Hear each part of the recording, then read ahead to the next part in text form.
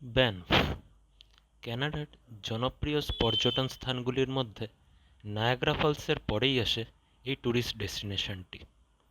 উত্তর আমেরিকার রকি পর্বতমালার মাঝে অবস্থিত এই হিল স্টেশনে আপনি খোঁজ পাবেন অপরূপ সুন্দর কিছু লেকের। আমার যাত্রা শুরু হচ্ছে কানাডার অন্টারিও প্রদেশের হ্যামিল্টন শহর থেকে। আমার সাথে হ্যামিল্টন থেকে যাচ্ছে কলেজ জুনিয়র রাশি। ব্যানফ এবং তার নিকটবর্তী বড় শহর ক্যালগেরি দুটি অবস্থিত অ্যালবার্টা প্রদেশে।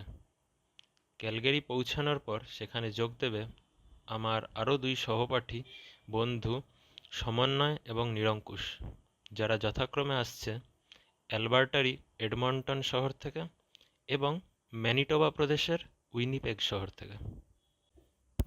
এখন আপনাদের প্রশ্ন জাগতে পারে, আমরা আইআইটি খড়গপুরের এতজন বন্ধু হঠাৎ করে ক্যানাডায় এসে হাজির হলাম কীভাবে? তো এটি সম্ভব হয়েছে মাইট্যাক্স গ্লোবালিংক ইন্টার্নশিপ প্রোগ্রামের জন্য, যার মাধ্যমে প্রতি বছর পুরো ইন্ডিয়া থেকে প্রায় 1000 জন ব্যাচেলর বা মাস্টার্স লেভেলের ছাত্রছাত্রীরা গরমের ছুটির সময় কানাডার বিভিন্ন বিশ্ববিদ্যালয়ে গবেষণার সুযোগ পায়। কানাডা পৌঁছানোর আগে থেকেই আমার ইচ্ছা ছিল এই ব্যানফে বেড়াতে যাওয়ার। তার কারণ আমার অনেক বন্ধু যারা আগের বছর সেখানে গেছিল তারা এখানকার খুব সুন্দর সুন্দর ছবি পোস্ট করেছিল। কিন্তু অনেকটা দূর এবং যাতায়াতের খরচ কীরকম হবে সেই ব্যাপারে সন্দেহ থাকায় আমি আগে থেকে কোনো প্ল্যান করিনি। যারা আমাকে একটু আধটু চেনেন তারা জানবেন যে আমি পাবলিক ট্রান্সপোর্টে কম খরচে ঘুরতে বেশি পছন্দ করি। হঠাৎ একদিন সকালবেলা ইউটিউব ঘাঁটতে গিয়ে জানতে পারলাম যে অনিট বলে একটি কোম্পানি আছে, যারা খুব কম খরচে ক্যালগেরি থেকে ব্যানফের বাস সার্ভিস প্রোভাইড করে। তখনই আমি ঘোরার একটি পরিপূর্ণ প্ল্যান বানিয়ে নিই। আমার পুরো ট্রিপে কত খরচ হয়েছে তা আমি ভিডিও শেষে জানিয়েছি। আপাতত সময় নষ্ট না করে মূল বিষয়ে আসি। 16ই জুন 2023 শুক্রবার, হ্যামিল্টনের ঘড়িতে তখন দুপুর 1টা বাজে। আমি আর রাশি হ্যামিল্টনের লোকাল বাসে করে বেরিয়ে পড়ি এয়ারপোর্টের উদ্দেশ্যে এবং 2টোর সময় আমরা পৌঁছে যাই জন সি মুনরো ইন্টারন্যাশনাল এয়ারপোর্টে। আমাদের ওয়েস্ট জেটের ফ্লাইট বিকেল 4টায়। প্রায় 4 ঘন্টা ফ্লাইট জার্নি করার পর আমরা ক্যালগেরির ঘড়িতে বিকেল 6টায় ল্যান্ড করি ক্যালগেরি ইন্টারন্যাশনাল এয়ারপোর্টে। আমার প্ল্যান ছিল রাতটা এয়ারপোর্টেই কাটানোর। খাওয়া দাওয়ার জন্য অতিরিক্ত সময় ও অর্থ ব্যয় করব না বলে আমি দুদিনের জন্য খাবার রান্না করেই এনেছিলাম। এখানে রাত 10টায় আমার সাথে যোগ দেয় আমার এক বন্ধু নিরঙ্কুশ।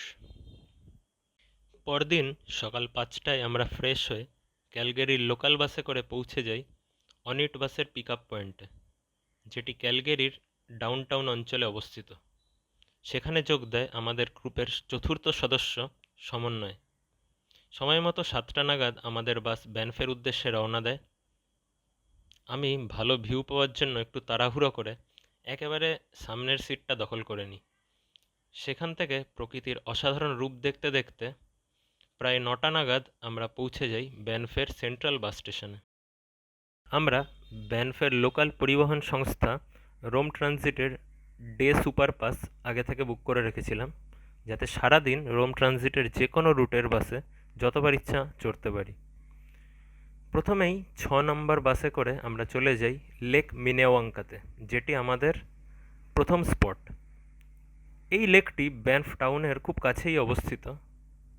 সেখানে আধ ঘন্টা মতন সময় কাটিয়ে ছবি টবি তুলে আবার আমরা ফিরে আসি সেন্ট্রাল বাস স্টেশনে।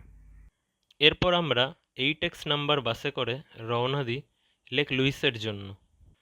এটি হলো সেই জায়গা যেখানে আমার বন্ধুদের তোলা প্রোফাইল ফটো দেখে আমার প্রথম ব্যানফ ঘোরার ইচ্ছা জাগে।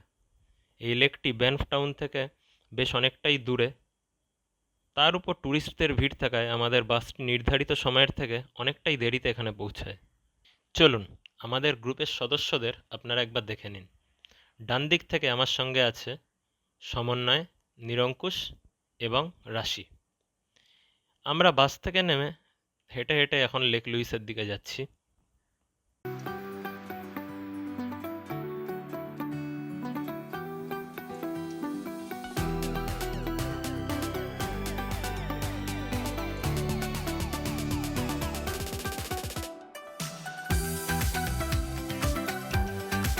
এবং ফাইনালি আমরা পৌঁছে গেছি সেই অপরূপ সুন্দর লেক লুইসে, যেখানে আসার জন্য আমি 1 বছর ধরে উদগ্রীব হয়েছিলাম। এখানে কিছু সুন্দর হাইকিং ট্রেলস আছে, তবে বাস আসতে দেরি করায় আমরা সেগুলো থেকে বিরত থাকলাম। প্রায় আধ ঘন্টা ধরে চোখের তৃষ্ণা মিটিয়ে এবং প্রচুর ছবি তুলে আমরা নেক্সট স্পট লেক মোরেনের যাবার জন্য রওনা দিলাম পার্ক কানাডা লেক কানেক্টর বাস ধরে। দুটি লেক খুবই কাছাকাছি অবস্থিত, বাসে মাত্র 20 মিনিট সময় লাগে একটি থেকে আরেকটিতে যেতে। পরে জানতে পারি লেক লুইস আর লেক মোরেন দুটি বিশ্বের সবচেয়ে সুন্দর লেকগুলির মধ্যে অন্যতম। পৌঁছে বুঝলাম লেক মোরেনের সৌন্দর্যটা একটু অন্যরকম। লেক লুইসকে সৌন্দর্য দেয় প্রধানত তার পিছনের বিস্তৃত পাহাড়গুলি, আর লেক মোরেনের সৌন্দর্য আসে মূলত তার জলের রং থেকে। জলের এমন উজ্জ্বল নীল রং আমি সত্যি আগে কোথাও দেখিনি। নিরঙ্কুশ তো দেখে এতটাই মুগ্ধ হয়ে যায় যে সে বলে বসে, তোরা ফিরে যা, আমি সারাদিন এখানেই বসে থাকবো। যাই হোক, সবাই আবার দুটো বাস ধরে ব্যানফ সেন্ট্রাল বাস স্টেশনে ফিরে আসি। পথে আমরা একটু ভয়ে ছিলাম, কারণ বাস পৌঁছাতে দেরি হলে আমাদের নেক্সট স্পট জনস্টন ক্যানিয়নের বাস আমরা মিস করব। তবে ফেরার সময় রাস্তা অনেকটাই ফাঁকা ছিল, ফলে আমরা নির্ধারিত সময়ের একটু আগেই পৌঁছে যাই এবং ফাইনালি রওনা হই 9 নম্বর বাসে করে আমাদের শেষ স্পট জনস্টন ক্যানিয়নের দিকে। এই জায়গাটির ব্যাপারে খুব বেশি আইডিয়া ছিল না, শুধু জানতাম যে এখানে ঘুরতে গেলে অনেকটা হাইক করতে হয়, তাই আমরা এটার জন্য সবচেয়ে বেশি সময় রেখেছিলাম। পৌঁছে এর সৌন্দর্য দেখে বেশ মুগ্ধ হয়ে যায়। ছোট্ট খরস্রোতা নদীর দুপাশে খাড়া পাহাড়ের মধ্যে লাগানো লোহার রাস্তা দিয়ে চলতে বেশ দারুণ অনুভূতি হচ্ছিল। এই ক্যানিয়নে প্রধানত 3টি স্পট আছে। প্রথম লোয়ার ফলস, দ্বিতীয় আপার ফলস, তৃতীয়টির নাম হলো ইঙ্ক পন্ড। শুনেছি সেখানে বিভিন্ন সময়ে বিভিন্ন রঙের জল দেখতে পাওয়া যায়, তবে অনেকটা দূরে অবস্থানের কারণে আমরা আর সেখানে যেতে পারিনি। আশা করি ভবিষ্যতে কখনো যাবার সুযোগ হবে। প্রায় 1.5 ঘন্টা সময় কাটিয়ে বেসিক্যালি হাইক করে আমরা আবার সেম বাসে ব্যানফ স্টেশন এবং সেখান থেকে অনিটের বাসে ক্যালগেরি ফিরে আসি।